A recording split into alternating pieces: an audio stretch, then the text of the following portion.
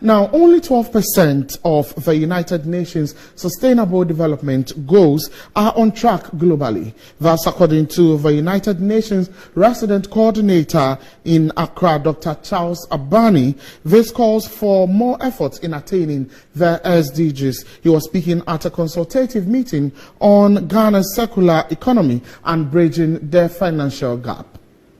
The 2023 Agenda for Sustainable Development is at midpoint, and as such, world leaders will carry out comprehensive review of the 17 Sustainable Development Goals in September 2023. Despite member states' commitments and initiatives to achieve the SDGs, the Secretary General's recent report on progress shows that only 12% of attainments are on track. The consultative meeting on Ghana's circular economy and bridging the SDG financial gap by the National Development Planning Commission was to highlight the case of Ghana in achieving targets. In terms of being able to identify within the national system what we want to do, to have an effect on poverty, to make sure that, look, it's 25.5, but we should be able to reduce it to the level that we want.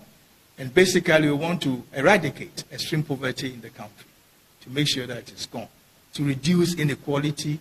Unfortunately, it's also one indicator which is also a challenge for us, and we should be able to reduce it at a level that is appreciable and a target that we've set for ourselves by 2030. The United Nations Resident Coordinator, Dr. Charles Abani, called for more efforts in the attainment of the Sustainable Development Goals. About what priorities will accelerate that process effectively and ensure that an integrated response changes that number from 12, if you look in the silos, to 70% if you look across the whole system of the SDGs.